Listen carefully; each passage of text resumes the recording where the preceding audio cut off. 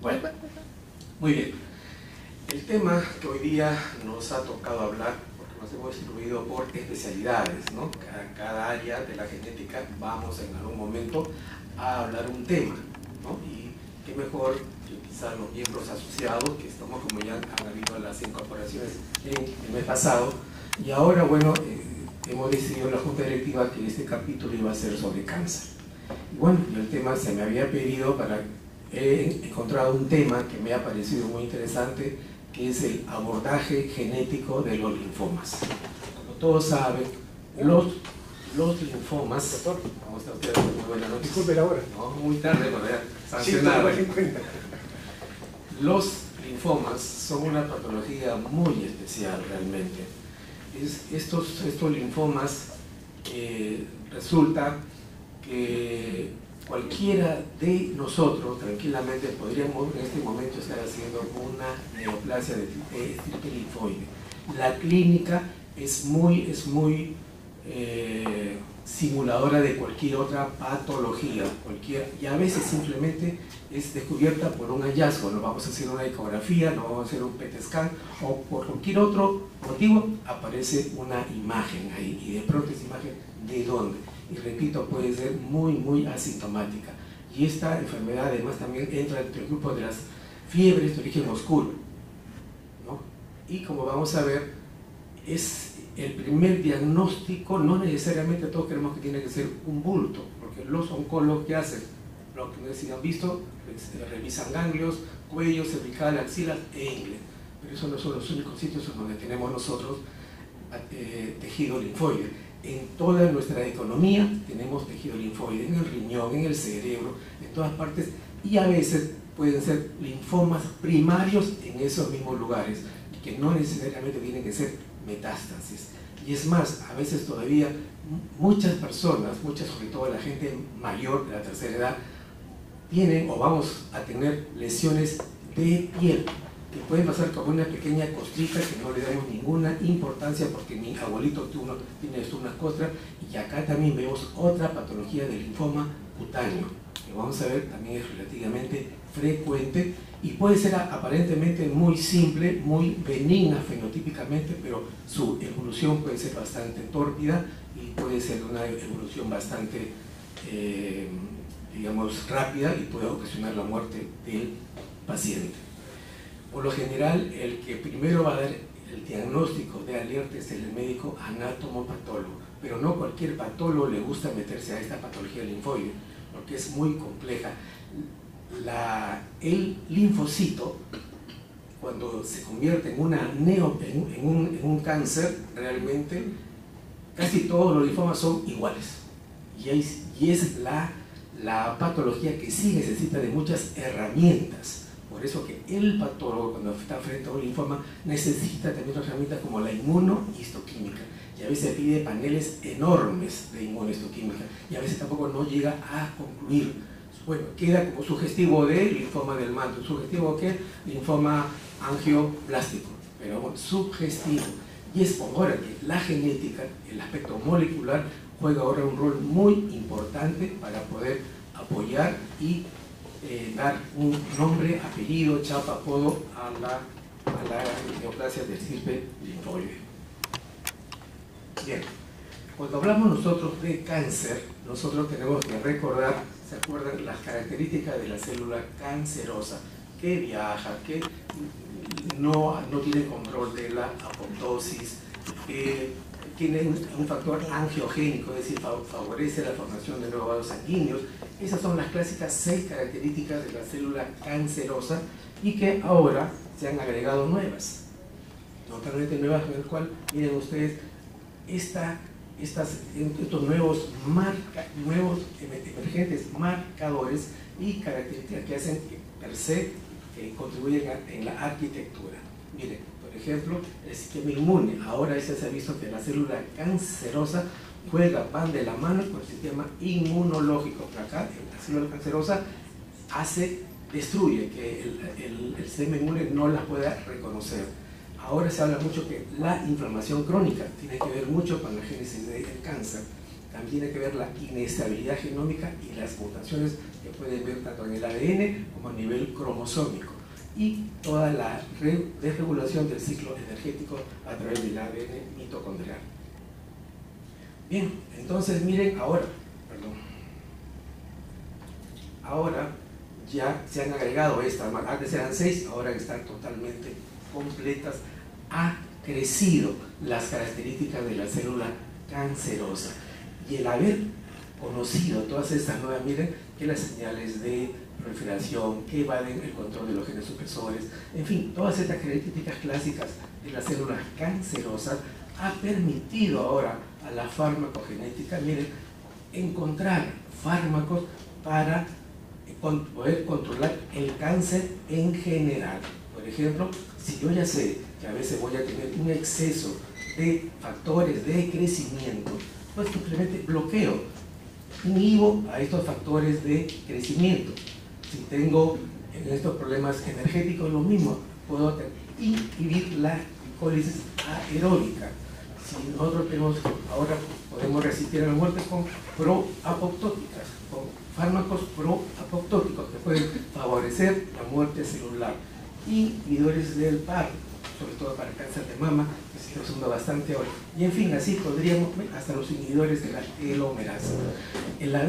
Con este avance que ha habido con la ingeniería molecular y todo lo demás, hemos encontrado ahora nuevas señales, nuevos marcadores que hacen que la célula cancerosa parece que cada vez la estuviéramos acorralando cada vez más, pero esta también es muy viva esta célula y sabe también cómo evadir toda esta información. Pero miren, ahora no solo tenemos que ver los factores de crecimiento, sino también ahora el lugar, la parte no tumoral, las células vecinas donde se desarrolla el cáncer. Miren ustedes, en las células vecinas, miren, las células endoteliales, los peticitos, todos estos que forman parte, porque por aquí pueden estar las células cancerosas, pero estas células cancerosas tienen que atravesar, por ejemplo, este endotelio. ¿Cómo hago para atravesar? Entonces, ahora ya se saben muchos genes que tienen que influenciar bastante para que por ejemplo, esta célula endotelial le abra las puertas a una célula cancerosa para que salga y haga su respectiva metástasis. Entonces, miren, lo que quiero decir con esto, concluir, es que el microambiente tumoral, es decir, la parte normal donde se deposita este tejido, también colabora negativamente para la formación del cáncer. Y bien, los linfomas, el tema que nos tocó el día de hoy. ¿Por qué es importante ahora conocerlo desde el punto de vista genómico? Ya actualmente acá en nuestro país todavía estamos un poco limitados a la anatomía patológica, a la inmunohistoquímica. En nuestro hospital, bueno, ya hemos empezado un poco con técnicas de FISH para ciertos genes que van a tener influencia sobre el linfoma. Pero ¿por qué es importante? Porque miren, nos va a permitir una correcta clasificación del linfoma. Actualmente la OMS clasifica con cerca de 36 tipos histológicos, miren ustedes, 36. Entonces, aquí, primero, para una correcta clasificación, en cuanto al diagnóstico, en cuanto al pronóstico, vamos nosotros a recabar un montón de datos sobre la probabilidad de que ocurran determinadas situaciones en el transcurso del tiempo, historia natural de la enfermedad. Hay unos linfomas que son de muy lenta evolución y que incluso los clínicos, los oncólogos clínicos dicen, mejor no le doy ninguna quimio, nada, absolutamente. Observación. Por ejemplo, en una enfermedad, la leucemia linfática crónica, que es de tipo linfoide, los clínicos prefieren no dar nada, observación.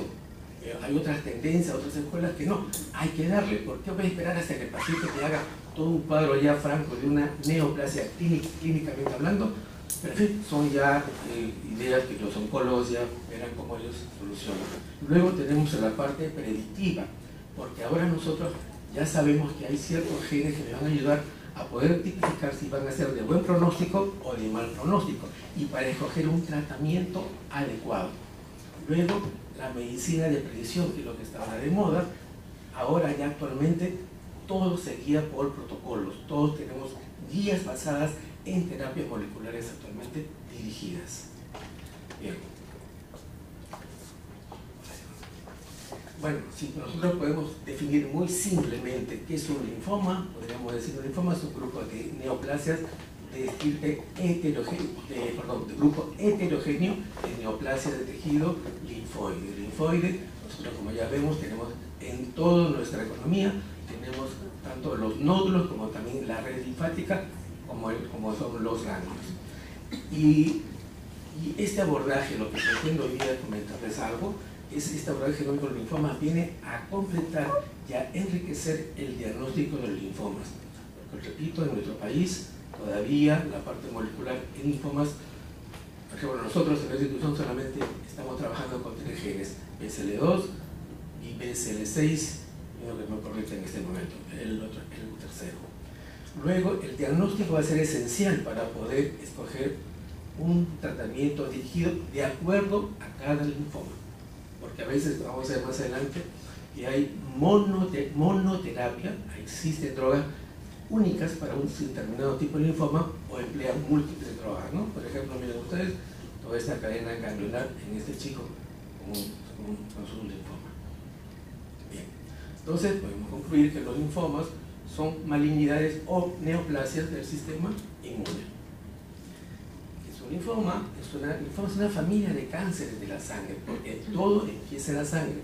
La célula linfoide se origina en la médula ósea, ¿okay? En la médula ósea nace ahí, luego tiene que viajar, sale de la médula y las otras células que van a ir para el área tisular tienen que hacer un proceso de maduración para ir a las redes linfáticas. Entonces, y por lo general su origen son los linfocitos B, los linfocitos T y los NK principalmente. Los linfocitos normalmente, ¿qué cosa hacen? Principalmente es combatir los virus, bacterias, hongos y organismos extraños. Son nuestras defensas inmunológicas. Los linfocitos viajan a través del sistema linfático, a través de la linfa, que nosotros conocemos, y estas células pueden crecer en nódulos linfáticos, sitios, en los ganglios o fuera de los nódulos. Entonces, de acá podemos hablar que puede ser nodales a nivel de los ganglios o extranodales, en el gástrico, en el pulmón, en el riñón, etc. Signos y síntomas, como le dije hace un momento, la mayoría puede ser en cualquier nódulo, ustedes, en cualquier parte de nuestra economía. La gran mayoría de linfomas surgen en estos nódulos linfáticos y los pacientes por lo general van a presentar linfoadenopatías asintomáticas. Por lo general son blandas y hay que descartar siempre porque pueden venir asociadas con una patología inflamatoria crónica. El 20% de los pacientes, más que nada los que podrían dar síntomas, son los linfocitos de tipo B, la neoplasia del tipo B. Y algunas linfomas pueden tener presentaciones inusuales. Por ejemplo, el cerebro es una presentación inusual del linfoma, pero se pueden presentar linfomas en este órgano. Bien. ¿Cómo es que un linfocito, primero conozcamos un poquito más la intimidad de un linfocito? Imaginemos, por favor, que esta es la médula ósea, ¿okay? Y que de aquí tiene que pasar nuevamente al sistema linfoide. Acá tenemos un linfocito B precursor que tiene 2 caminos. Uno tiene que se puede combinar con una región B, que son unas inmunoglobulinas, para que adquiera cierta memoria, por así decirlo, entre, luego viaje a la estructura de un linfocito y luego van a haber múltiples funciones genéticas que van a lograr que este linfocito B, este linfocito también pueda llegar a transformarse en un linfocito T o luego formar una célula plasmática para formarme. Ya está formado, ya adquirió la madurez este linfocito para que pueda ya trabajar en un sistema nodal o en un ganglio. Pero a lo mejor no se combina con esta región se llama BCR, no se combina y este linfocito B precursor puede llegar a la apoptosis. Entonces, para que un linfocito B alcance una madurez, por así decirlo, tiene que pasar unas diversas etapas por varios procesos genéticos para alcanzar también la madurez. Y desde acá, miren ustedes, ya vamos a ir recordando un poquito el manto. Un ganglio se puede definir acá que es el manto. Entonces, esta es la zona del manto, y cualquier neoplasia que se origine en la parte periférica de un linfocito van a ser los linfomas del manto, que a veces están en los informes de anatomía patológica. Y entonces, dado ya este mecanismo que sufren estos linfocitos normales, entonces miren ustedes, de acuerdo en dónde se originen, por ejemplo acá, vamos a nosotros tener en la zona marginal linfomas del manto, linfomas de células grandes del manto, células de leucemia de células peludas o leucemias pro-linfocíticas. Entonces, actualmente ya nosotros podemos clasificar por la localización histológica dónde están ubicados estos tipos de linfocitos y qué tipo de linfoma es. ¿Sí? Porque, repito, existen protocolos específicos para cada uno de estos linfomas. Tenemos la OMS, como siempre, la que nos dirige en todo actualmente, es la que da las nuevas clasificaciones. Y en esta clasificación de la OMS de los linfomas cuentan con la morfología, por eso que el anatomopatólogo todavía va a ser muy útil, no es que ya fue o que ya va a desaparecer el anatomopatólogo, todavía es el que le va a decir, oye, esto es un cáncer, esto es linfoma. Luego, pero en linfomas, desgraciadamente, como dije, la morfología es muy especial, y acá en el Perú realmente hay pocos colegas, creo que lo pasan en el Revalidad y pasan en el LEN, que poco les gusta meterse a esta área, porque el linfoma no es un área muy simpática, que digamos, y debemos contar con otras herramientas como la inmunohistoquímica, la citometría de flujo, la genética y el análisis genómico ahora, o los perfiles de expresión usando el RNA. Bien, entonces nosotros actualmente ahora existen más de 60 tipos de linfoma, pero estos son los más comunes, los más frecuentes, los más recurrentes, ¿no? Linfoma de Burg, linfoma follicular, el linfocito de células pequeñas, el linfocito mal, ¿no? El linfoplasmocítico, en fin, todos estos. Y cada uno, doctores y colegas, tienen terapéuticas totalmente distintas actualmente. Vamos a ver las últimas diapositivas. El arsenal terapéutico ahora ha crecido enormemente basado en los nuevos marcadores moleculares. Por ejemplo, también podemos decir que los linfomas se pueden clasificar en ¿qué? En neoplasias de célula B maduras, ¿bien? 36 tipos. Neoplasias de células T o natural killer maduras, 23 tipos. Linfomas de Hodgkin, 6 tipos. Y es más, todavía existe ahora una enfermedad linfoproliferativa o trasplantes. Muchos pacientes que han sido trasplantados, según lo que he encontrado en la literatura, una de sus características es que puede ser un linfoma post-trasplante. Han hecho un trasplante por cualquier otro órgano y salen haciendo un linfoma post-trasplante de 6 tipos.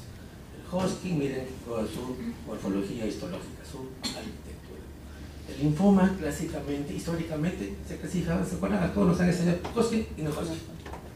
No Hodgkin y sí Hodgkin. Pero en cuanto a la célula de origen, linfocitos B, linfocitos T o natural killer. Muy macro, estoy hablando hoy día, ¿no? Y clínicamente, y lo van a encontrar en los libros de medicina interna, o es linfomas agresivos o linfomas indolentes. Son las calificaciones que le ponen los clínicos a esta clasificación. Entonces, el diagnóstico de un linfoma es muy integral, es multidisciplinario, si podemos decirlo, miren ustedes. Tenemos desde la morfología, el específico, primero obviamente el diagnóstico clínico, es sospecha que tengo un linfoma, el espécimen puede ser ya sea por tejido, citología, improntas, hay muchas maneras como el patólogo puede recurrir a esto. Luego se tiene que guiarse de qué cosas se guía el anatomopatólogo, de la morfología, de nuestro punto de vista como genetista sería el fenotipo, la arquitectura, la citología. Luego tiene que corroborarse con el inmunofenotipo, ser posible citogenética, biología molecular, ya que llegado a un diagnóstico voy a ponerle nombre y apellido, va a ser una entidad específica de la cual puedo establecer su pronóstico y probablemente ya tengamos blancos, sea un blanco terapéutico para diferentes drogas. Entonces, miren, esto lo he sacado del Harrison, es una clasificación que hace Harrison, simplemente las estadísticas, ¿no? 31% linfoma difuso de linfocitos B, 22% linfoma follicular, 7.6% del mal, todo esto de acuerdo a la localización de estas células neoplásicas dentro de la estructura ganglionar. ¿Okay? ¿Ven? Todas las características que pueden haber. Y en Estados Unidos, que siempre nos guiamos lo que ellos hacen, miren, en el año 2015 es en Estados Unidos es el sexto cáncer más común en los varones y el séptimo en mujeres. De los cánceres totales, miren, hay 89.000 casos, son linfomas, 44.000 varones y 35.000 mujeres. Siempre le ganamos siempre a las mujeres en estas estadísticas. Qué bueno, miren, qué bueno, qué bueno.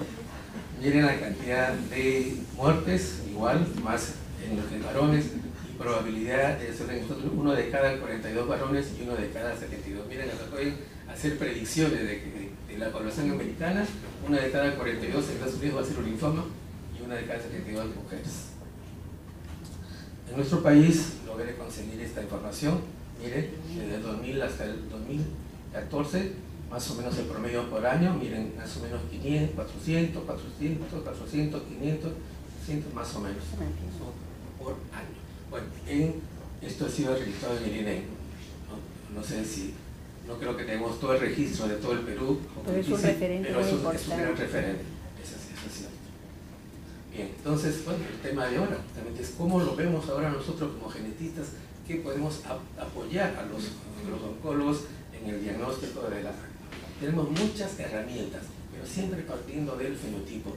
El que nos va a dar el fenotipo va a ser el anatomopatólogo, nos va a decir acá, linfoma folicular. Miren, una estructura ganglionar donde ya todo es folículo, folículo, folículo, folículo. Recordemos nuestra histología, hay un crecimiento, toda la estructura del ganglio, full folículo. Los folículos deben estar solamente en la parte periféricas, pero ahora se encuentran en toda la estructura del ganglio. En este caso, en el linfoma folicular, una alteración clásica conocida y recurrente es la alteración 14-18, los puntos de ruptura. ¿Y qué es lo que tienen acá? ¿Qué es lo que se ha traslocado? En el cromosoma 14 van a estar las inmunoglobulinas H, o la heavy, las inmunoglobulinas pesadas, la de las cadenas pesadas, y el BCL2 va a estar en el cromosoma 18. ¿Okay? Entonces, ya sabemos que esta es la traslocación más frecuente en este linfoma, y acá miren, se lo presento. Las inmunoglobulinas BA significa break apart, ¿sí? Son sondas de Fish donde la gracia es que en lugar que estén unidas, fusion, están separadas, ¿no? Y aquí les presento a las inmunoglobulinas por Fish, y aquí está el gen BCL2, que también se ve por break apart.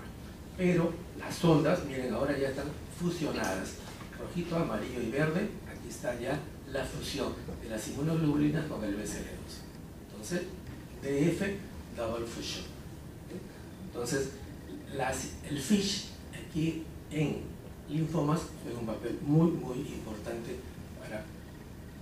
Y la citogenética también nos debería de ayudar bastante, pero lo malo es que los linfomas son de lento crecimiento y entonces es difícil a veces chaparlo en citogenética. Entonces, aquí es una prueba comenzando el linfoma folicular, estoy viendo la traslocación 14-18. 14-18, la clásica traslocación. A nivel molecular, ya ahora también podemos precisar, y este linfoma folicular, miren ustedes, acá tenemos el 18Q21, la región su locus, donde está este gen, y el 14Q32. Estos son los puntos de quiebre. Aquí están, simplemente se los presento a los normales, y aquí ya cuando ya están traslocados, esta región verde con esta región marrón, en los puntos de quiebre ya conocidos. También se puede hacer esta prueba por biología molecular.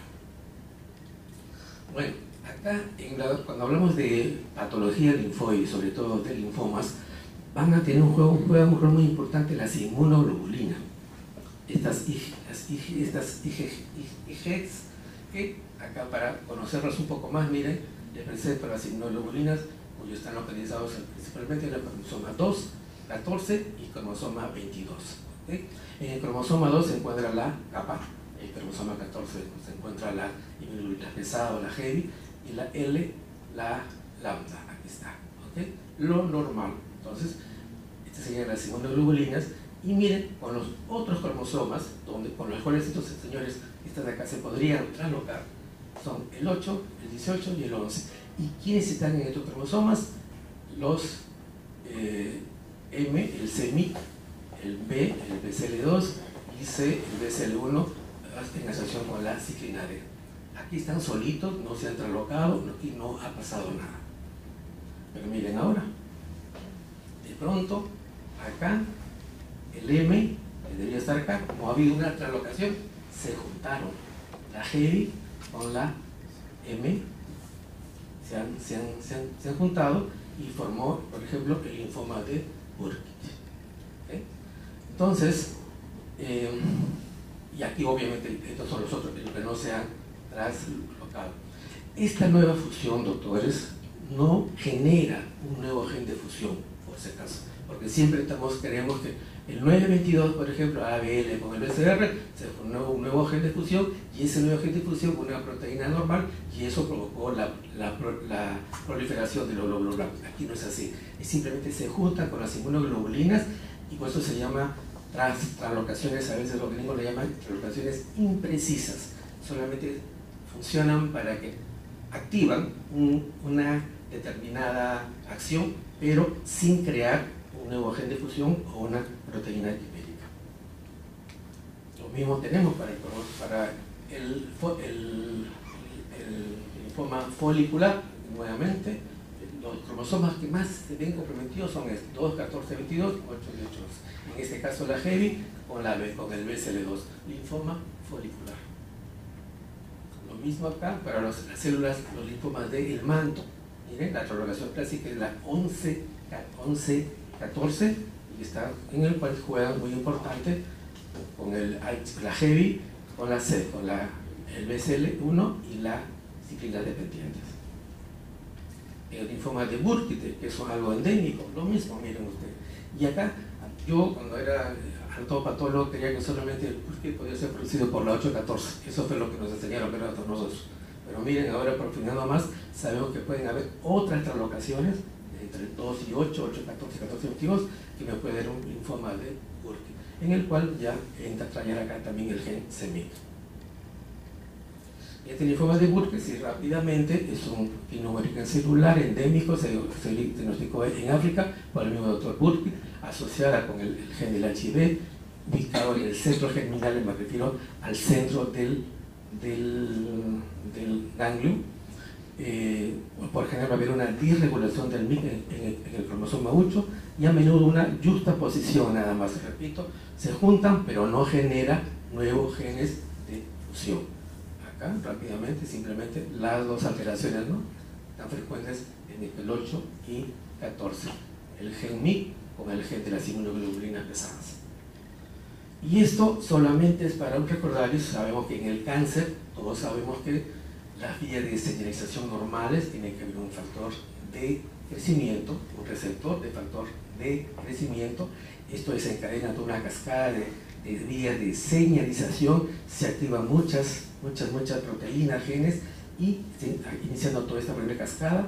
Luego, una vez que esta información llega hasta el núcleo, miren ustedes, activa factores de transcripción para que se realice la función determinada del gen que uno quiera estudiar.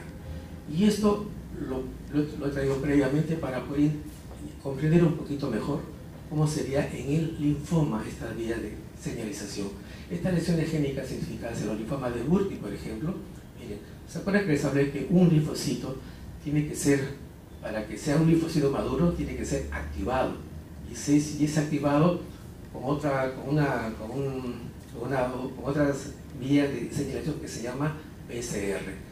Esto activa y se activa toda una cascada. Y ya se sabe todo lo que activa y todo lo demás. Pero ahora se han encontrado mutaciones, miren, en el gen MIC 100%, el PTEN, que nosotros en el INEL lo generamos lo reservamos con otras neoplasias, lo encontraré que en el linfoma de Burkitt también puede estar comprometido. El TCF3, 11%, el CCND3. Entonces, miren, este conocimiento por la parte molecular de muchas blancos, estos son blancos, ya son targets en este momento. Miren, todas estas fallas van a traer consigo problemas de la supervivencia, problemas de la proliferación, van a haber alteraciones en el ciclo celular, en el mismo metabolismo, en la reproducción del DNA, en fin. Todo esto, por ejemplo, en este caso, miren, cuando ya conocemos todo esto, estos pacientes van a tener un alto riesgo de recaída y sobre todo con afectación del sistema nervioso central. Entonces miren cuán importante cada vez es más saber cuáles son las nuevas y nuevas alteraciones que se van encontrando en los linfomas. En el manto lo mismo, miren lo clásico, qué bueno fuese que hubiera un solo tipo morfológico de un linfoma celular del manto. Miren, un clásico, un tipo blastoide, inmunoangioblástico, a todos le ponemos por la morfología, los clasificamos en 20.000 tipos más, pero muchos de ellos tienen las mismas alteraciones genéticas, entonces hay que saber, creo, conocerlas más. Y miren, acá también, bueno, en el celular del manto, cuando hacemos un perfil de expresión, ya podemos nosotros perfilar, decir, los que tienen estos genes van a ir mejor, estos van a ir mal, o estos van a ir pésimamente mal. Ya podemos clasificarlo de acuerdo a su perfil de expresión. Y miren ustedes acá la supervivencia, los que están en este cuadro negrito, miren, son los que tienen mejor supervivencia, los celestes, los que están acá, son los de peor supervivencia. Entonces ya podemos establecer, repito, pronósticos y predicciones. Bueno, esto es simplemente igual para hacerlo recordar, el manto, la traducción de la 1114 y la inmunistoquímica, ¿no? Que también es una gran herramienta. Por la citogenética tenemos aquí la 1114, muy bien. Y si nosotros, adelante, doctor,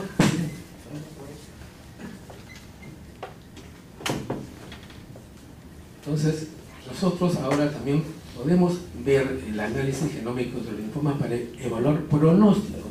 Miren ustedes acá, ya según estas curvas de Kaplan-Meier, podemos nosotros supervivencia global, supervivencia libre de evento, cuando ya nosotros conocemos los tipos moleculares, los subtipos moleculares de los linfomas. Acá nosotros podremos hablar, acá hay algo paradójico, como vamos a ver ahora.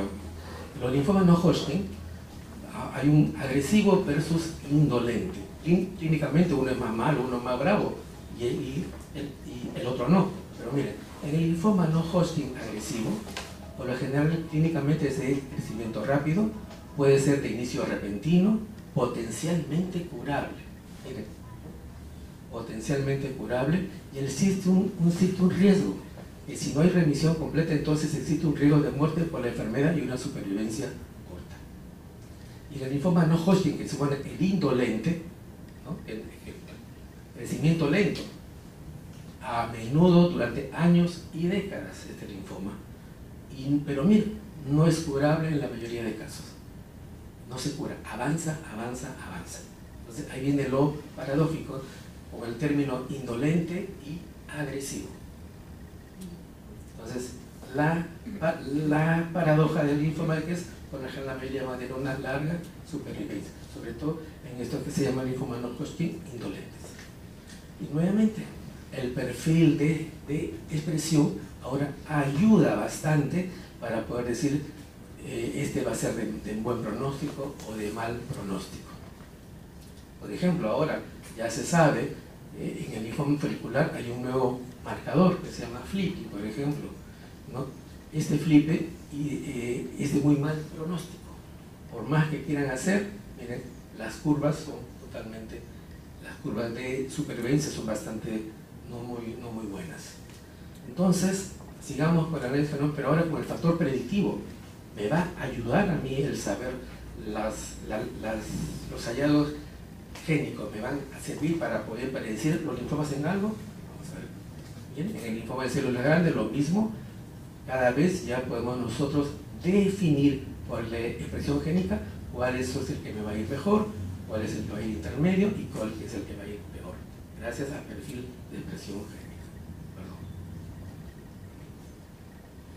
Y miren, y aún así, cada vez se van conociendo más y más, esa ya a mí me rayó, más genes, solamente, miren, genes significativamente importantes en los linfomas B de células grandes. Cada vez más y más genes. Igual como en las otras áreas, vamos creciendo, conociendo nuevos genes, lo mismo. Pero aquí es una sola neoplasia, un tipo de linfoma en el cual se ve asociación con múltiples genes. Bien. ¿Y esto para qué nos sirve? Conocer todo este enmarañado de genes que tienen que ver acá con estos linfomas. ¿Por qué? Por el tratamiento. Al principio insistí 2 veces que le dije que hay una zona PCR, es una vía de señalización que necesita el linfocito, el linfocito B para madurar. Está por lo general fuera de la membrana, es una proteína transmembrana unida a un heterodímero. Esto va a producir una fosforilación en estos dominios. Esto es lo fisiológico, tiene que juntarse este BCR acá en la región, en esta área. Ustedes saben que las inmunoglobulinas son como una Y, ¿no? Esta es la parte fija y esta es la parte. Aquí cualquier locación puede juntarse aquí, acá, aquí, acá. Por lo general, esta es una área fija, pero aquí está la zona variable. ¿Y por qué es importante Porque toda la nueva terapia va dirigida a esta región BCR ahora. Están viendo, por ejemplo, miren, anticuerpos monoclonales, ¿no? Miren toda la gama de nuevos fármacos que tienen que ver ahora en el linfoma. Toxina recombinante, tipo vacuna, ahora que la inmunoterapia está ahora totalmente de moda, nuevos fármacos. No me dio tiempo para quise preguntar más de esto, pero no necesariamente ya era mucho. Las vacunas, interferones, hormonales, reguladores de la transcripción. Y miren, siguen inhibidores de la angiogénesis, inmunomoduladores, inhibidores de la toxisomerasa, proapoptóticos, es decir, y puedo seguir la lista enorme para el manejo de los linfomas. Y ahora, actualmente hay terapias emergentes, nuevas que están ahora saliendo, en el cual quizás ya no voy a necesitar ser tan invasivo. Ahora con esas terapias de la tecnología emergente como la biopsia líquida, por ejemplo, miren ustedes acá, hay una zona tumoral, este traspaso hacia los vasos sanguíneos, ahora ya están saliendo reportes de muchas neoplasias que simplemente liberan células sueltas, liberan células atípicas al torrente sanguíneo, y es ahí donde las puedo nosotros diagnosticar. Va a llegar un momento en que ya no vamos a necesitar hacer ninguna biopsia ni nada por el estilo. Ya en Estados Unidos y en Europa ya están saliendo unos primeros resultados, y tengo entendido que la Universidad de San Martín creo que también está entrando en algo en esto de las biopsias líquidas. Entonces miren, pues probablemente quizás más adelante con una muestra de sangre puedo decirles si yo ya tengo un futuro cáncer o linfoma o cualquier otro tipo de neoplasia. Bueno, entonces miren ustedes, juntando todo lo que hemos hablado, miren, aquí estamos cada uno de nuestras especialidades: patología, inmunohistoquímica, citometría, fibogocitogenética, característica biológica del tumor, pruebas de sangre, información clínica, todo esto para llegar a un diagnóstico de un tipo específico de linfoma, ni siquiera todo, a un solo tipo de linfoma. Podemos concluir que estos linfomas son enfermedades muy diversas, muy heterogéneas, como dije al principio. El diagnóstico por ahora requiere todavía una biopsia, es cierto, todavía los patólogos vamos a funcionar todavía. Interpretación de la biopsia es el problema, puede ser muy difícil y complicada. Por lo general, tiene que ser un patólogo experto en lo que es linfoma, nos puede ayudar para el diagnóstico.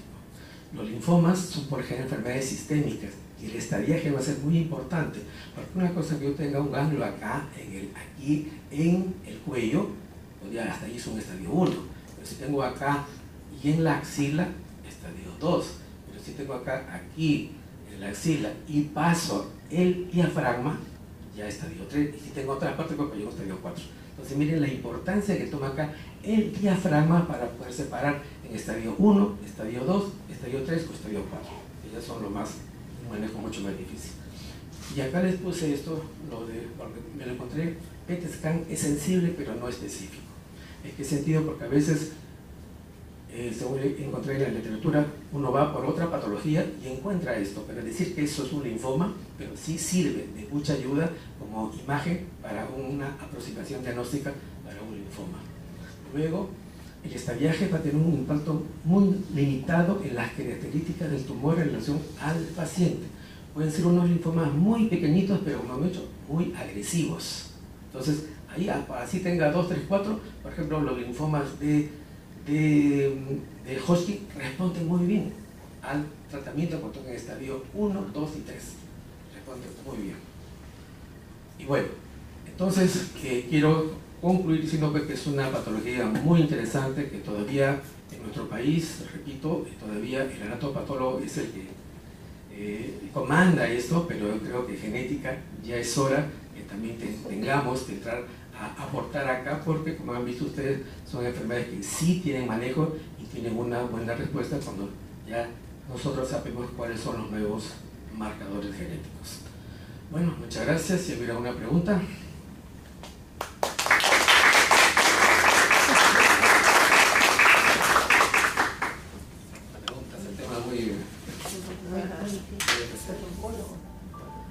Bueno, si no hay preguntas, bueno, muchas gracias por la atención. Y bueno, y vamos a seguir. Hoy día vamos a tener también una